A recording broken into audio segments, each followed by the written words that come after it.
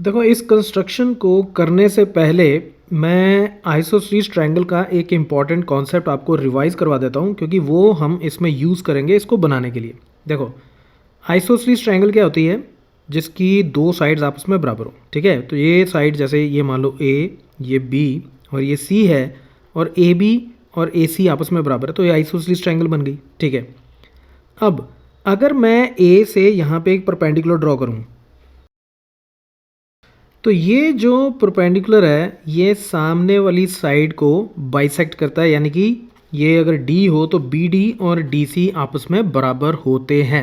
ठीक है, दूसरी तरफ से आप ये कह सकते हो कि अगर बी सी साइड का मैं परपेंडिकुलर बाइसेक्टर निकालूं, तो परपेंडिकुलर बाइसेक्टर हमेशा ए पॉइंट से हो के निकलेगा। ठीक है, तो ये आइसोसलीस ट्रायंगल की प्रॉपर्टी होती है। अब इसी को हमें यूज़ करना है और हमें ये कंस्ट्रक्ट करना है, कंस्ट्रक्ट एन आइसोसलीस ट्रायंगल। तो एक आइसोसलीस ट्रायंगल, ये आइसोसलीस ट्रायंगल हो गई, ये हमें कंस्ट्रक्ट करनी है। Whose base is 8 centimetre. तो बेस, तो ये पूरा बेस जो है ये मुझे कितना गिवन है? 8 सेंटीमीटर। ठीक है, एंड ऑल्टीट्यूड 4 सेंटीमीटर। तो ये जो परपेंडिकुलर होता है ना ए से इस साइड पे, इसको हम ऑल्टीट्यूड बोलते हैं, और ये हमें कितना गिवन है? 4 सेंटीमीटर। ठीक है, तो बस इतना ही गिवन है और हमें ये ट्रायंगल बनानी है।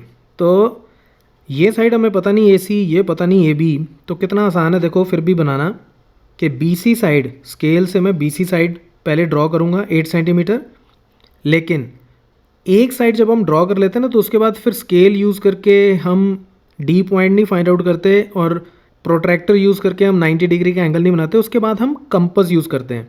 उसके बाद क्या करेंगे, बी सी जब आ गया हमारे पास, तो हम बी सी साइड का परपेंडिकुलर बाइसेक्टर निकालेंगे।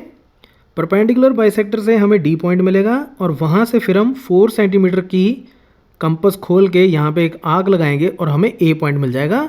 फिर उसको मैं बी से और सी से ज्वाइन कर दूंगा, तो मेरी ट्रायंगल बन जाएगी। ठीक है, तो अब मैं इसको बना के बताता हूँ, जस्ट इन केस कोई कन्फ्यूजन है तो दूर हो जाएगी। अब सबसे पहले मैं क्या करता हूँ, यहाँ पे 8 सेंटीमीटर लंबी एक लाइन लगाता हूँ। तो इसको चाहे ए बी बोल दो चाहे बी सी बोल दो, तो मैं इसको बी सी बोल देता हूँ। ठीक है, अब मुझे इसका परपेंडिकुलर बाइसेक्टर लेना है। अब उसके लिए आप क्या करोगे कि आप कंपास लोगे और अंदाजे से इसके हाफ से थोड़ा ज़्यादा खोलोगे। ठीक है, बहुत ज़्यादा भी मत खोलना क्योंकि वो बड़ी दूर दूर चले जाएंगे, तो हाफ से थोड़ा सा ज़्यादा, ताकि जो आग मैं इस तरफ से लगाऊं और इस तरफ से लगाऊं वो आपस में एक दूसरे को इंटरसेक्ट करती हूँ। तो ये मान लो मैं कंपास को इतना खोल के एक आग मैं यहाँ लगा देता हूँ और एक आग मैं नीचे वाली साइड लगा देता हूँ, और यही काम मैं इधर से करूँगा, लेकिन कंपास का साइज़ मैं चेंज नहीं करूँगा। तो बी पॉइंट से भी ये मैंने एक आग ऊपर लगा दी और एक आग मैंने ये नीचे लगा दी। तो अब ये जो दो पॉइंट्स आए मेरे पास, ये और ये, इसको मैं आर बोल देता हूँ और इसको एस। अब इन दोनों को ज्वाइन करके मैं जो लाइन बनाऊँगा वो इसको बाइसेक्ट करेगी, वो इसके ऊपर परपेंडिकुलर भी होगी।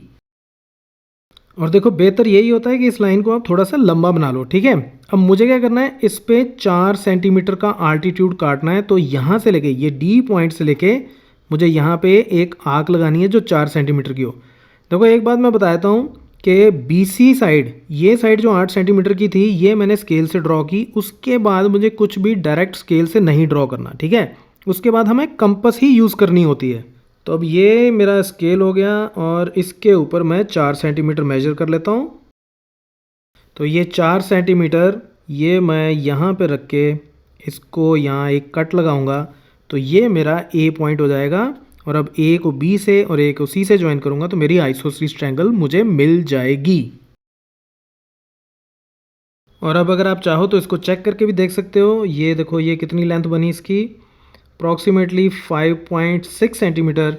और ये कितनी बन रही है, ये भी 5.6 सेंटीमीटर। ठीक है, इसको भी चेक कर लो, क्या ये परपेंडिकुलर बाइसेक्टर है। तो ये मेरा 4 सेंटीमीटर इधर आ रहा है और 4 सेंटीमीटर इधर आ रहा है, तो ये भी इसको बाइसेक्ट कर रहा है। तो ये आइसोसलीस ट्रायंगल बिल्कुल सही बन गई हमारी। ठीक है, अब नेक्स्ट हमें क्या करना है, we have to construct another triangle. We have to construct another triangle whose sides are 1.5 times, 1.5 का मतलब कितना हो गया, 3/2, 3/2 times the corresponding sides of the isosceles triangle. तो जो नई ट्रायंगल आएगी उसकी हर साइड इसकी साइड्स के कॉरस्पॉन्डिंग साइड्स का 3/2 होगी। तो यानी कि वो इसकी एक सिमिलर ट्रायंगल होगी। जैसे एग्जांपल दे देता हूँ कि जो नई ट्रायंगल बनेगी उसकी एक साइड, BC साइड इसकी कितनी है 8, तो उसकी कॉरस्पॉन्डिंग साइड हो जाएगी 8 इंटू 3/2, ठीक है। तो यानी कि 12, तो 12 सेंटीमीटर लंबी उसकी एक साइड होगी और इसी तरह से बाकी भी जो है, एक इसका 3/2 हो जाएगी और एक इसका 3/2 हो जाएगी, ठीक है। अब सिमिलर ट्रायंगल बनाने के लिए मैंने आपको बताया करना क्या होता है। इस तरह की जब ट्रायंगल बनाते हैं सिमिलर, तो हम क्या करते हैं, सबसे पहले बेस के किसी भी एक वर्टेक्स से, वैसे तो हम किसी भी वर्टेक्स से ले सकते हैं, लेकिन जनरली हम बेस के लेफ्ट वर्टेक्स को हम पिक कर लेते हैं और वहाँ से हम एक लाइन ड्रॉ करते हैं और उसके ऊपर फिर इन दोनों में जो सबसे बड़ा नंबर होता है 3 और 2 में 3 है जैसे, तो उसमें हम 3 पॉइंट्स लगाएंगे जो बिल्कुल बराबर के डिस्टेंस पे होंगे। तो पहले मैं यहाँ से एक लाइन ड्रॉ कर देता हूँ, चाहे B से चाहे C से, तो मैं B से ड्रॉ कर देता हूँ। तो ये लाइन आप कितनी भी लंबी ड्रॉ कर सकते हो और किसी भी डायरेक्शन में ड्रॉ कर सकते हो, इससे कोई फ़र्क नहीं पड़ता। अब उसके बाद आप कंपास खोलो और कंपास से आप इसके ऊपर बराबर के डिस्टेंस पे 3 पॉइंट्स लगाओगे। मैं फिर बोल रहा हूँ, जो नंबर इन दोनों में बड़ा हो, ऊपर और नीचे न्यूमरेटर और डिनोमिनेटर में, उतने पॉइंट्स लगाने होते हैं। तो ये मैं B से 3 पॉइंट्स लगाने शुरू करता हूँ यहाँ पे, और मैं फिर से रिपीट कर देता हूँ कि एक बार अपने कंपास जितनी खोल ली, उसके बाद आप कंपास का साइज़ दोबारा चेंज नहीं करोगे। और अब मुझे पता चल रहा है कि 3/2 इज़ ग्रेटर देन 1, ठीक है, 3/2 इज़ ग्रेटर देन 1, तो इसका मतलब जो नई ट्रायंगल बनेगी वो इससे बड़ी बनेगी। और ये मैंने यहाँ पे आपको बता भी दिया कि नई ट्रायंगल की जो एक साइड बनेगी, इसके कॉरस्पॉन्डिंग ये 8 सेंटीमीटर थी, इसके कॉरस्पॉन्डिंग जो साइड बनेगी वो 12 सेंटीमीटर होगी, तो यानी कि वो इससे बड़ी ट्रायंगल होगी। अब हमें क्या करना है, ये जो 3 पॉइंट्स आए हैं, इनमें से जो सेकंड पॉइंट है, मैंने आपको पिछले ट्यूटोरियल में भी बताया था, जैसे 3/2 है, तो जो नीचे जो नंबर लिखा है वो वाला पॉइंट 1 और 2, इस पॉइंट को हम C पॉइंट के साथ ज्वाइन करेंगे।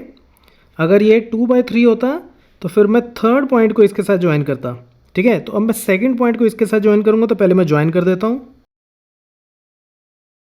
और अब मुझे क्या करना है कि ये जितना एंगल बना है, चाहे इधर वाला एंगल ले लो चाहे इधर वाला एंगल ले लो, ये जितना भी एंगल मैंने यहाँ पे बनाया है, चाहे इधर वाला है, चलो मैं इधर वाला एंगल ले लेता हूँ, ये जितना एंगल मैंने यहाँ बनाया है उतना ही एंगल मैं थर्ड पॉइंट पे लगाऊंगा। फिर से कंपास लो और कंपास लेके आप इस पॉइंट से आप एक आर्क लगाओ जो इन दोनों रेड लाइंस को कट करती हुई जाए, और इसको इतना खोलना कि एग्जिस्टिंग आर्क्स को, एग्जिस्टिंग पॉइंट्स को ये ओवरलैप ना करे। तो ये मैंने ये यहाँ पे एक आग लगा दी जो इस रेड लाइन और इस रेड लाइन को काटती हुई जा रही है। इतनी ही कंपास खुली रहेगी और मैं ऐसे ही एक आग इधर लगा दूंगा, ऑलमोस्ट सेम साइज़ की, या उससे भी थोड़ी सी चाहे लंबी बना लो, ठीक है। अब मुझे क्या करना है, ये जो डिस्टेंस है यहाँ से लेके यहाँ तक, चलो मैं ड्रॉ ही कर देता हूँ कि ये जितना डिस्टेंस बनता है ना यहाँ तक, ये जो डिस्टेंस होता है, इसको मैं ये डॉटेड लाइन में बताता हूँ आपको।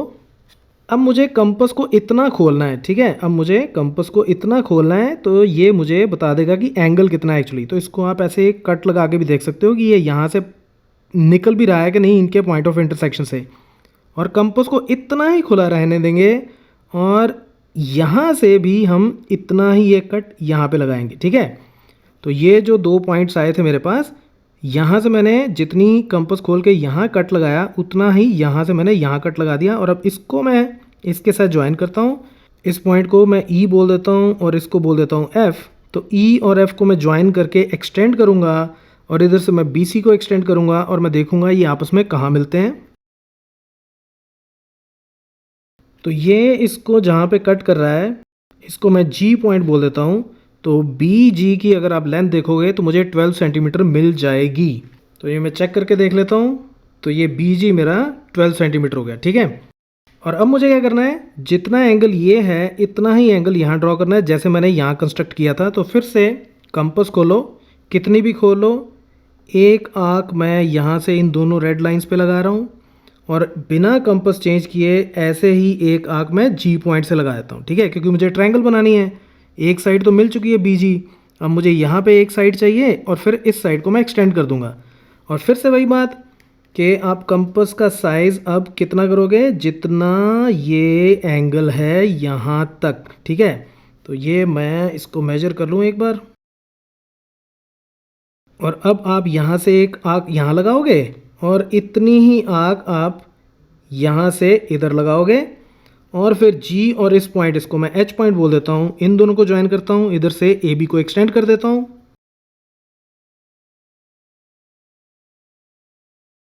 तो इस पॉइंट को मैं आई पॉइंट बोल देता हूँ। तो ये जो अब मेरी ट्रायंगल बनी, ये वाली, ये जो बड़ी ट्रायंगल बनी, ये मेरी सिमिलर ट्रायंगल हो गई इस आइसोसेलेस ट्रायंगल के। और अब अगर आप चेक करके देखोगे तो ये भी आइसोसेलेस ट्रायंगल ही होगी। बी आई और जी आई, इसकी लेंथ बराबर होगी। मैं मेजर करके बता देता हूँ आपको। तो ये है अप्रॉक्सीमेटली 8.4 और ये कितनी बन रही है, ये भी 8.4 आ रही है मेरे पास। ठीक है, तो इसका मतलब हमने जो ट्रायंगल नई बनाई है वो बिल्कुल सही बनाई है, राइट। सो अब आप इसको खुद कंस्ट्रक्ट करके देखना। तो so that's it from this tutorial, keep watching math mafia.